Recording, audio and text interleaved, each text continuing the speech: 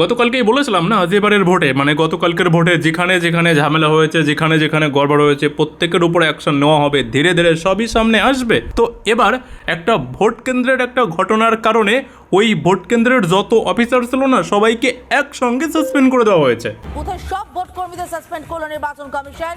Vote চলাকালীন booth থেকে বেরিয়ে যান প্রিসাইডিং অফিসার। তো পুরো ঘটনাটা বলছি, তবে তার আগে যারা এখনো ফলো করেননি না, করে নিন, এরকমের আপডেটগুলো পেতেই থাকবেন। তো এই ঘটনাটা হচ্ছে পশ্চিম মেদিনীপুর জেলার পিংলা বিধানসভার একটা বুথের ঘটনা। তো ওই বুথ থেকে নাকি একই সঙ্গে দুপুর টাইমে প্রায় 3টে নাগাদ সামথিং এরকমের টাইমে নাকি প্রিসাইডিং অফিসার সহ নাকি সবাই বেরিয়ে যায় এবং সেখানে নাকি ওই রাজনৈতিক দলের যারা রয়েছে না তারা থাকে। কিন্তু এই 4 জন আধিকারিক এরা একেবারে বুথ ছেড়ে বেরিয়ে যান। সেই সময় বুথের মধ্যে 4 জন পলিটিক্যাল पार्टिर एजेंट छिलो। अभी मैं गाली नहीं दे सकता। नहीं, गाली नहीं देना। फैमिली देखती है, वरना मैं ऐसे गाली दूं, ऐसे गाली दूं ना, जिंदगी भर याद रखें। আর সেখান থেকে তাদের বেরিয়ে যাওয়ার কারণ হিসেবে কি বলেছে জানেন?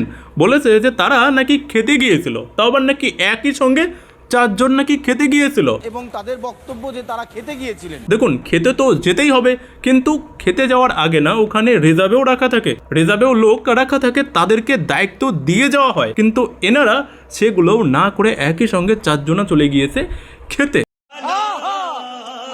তো এর পরে আর কি হবার, ওই যে ওখানে ইলেকশন কমিশনের ওয়েবকাস্টিং ক্যামেরা তো লাগানোই ছিল, পুরো ঘটনা দেখেছে, তারপরে রিপোর্ট চাওয়া হয়েছে। রিপোর্ট চাওয়ার পরে পুরোপুরি ব্যাপারটা সিসিটিভি ক্যামেরা সব কিছুতে দেখেছে যে এনারা এনাদের দায়িত্ব পালন ঠিকমতো করেনি, সোজা সাপটা সবাইকে একসঙ্গে সাসপেন্ড করে দিয়েছে।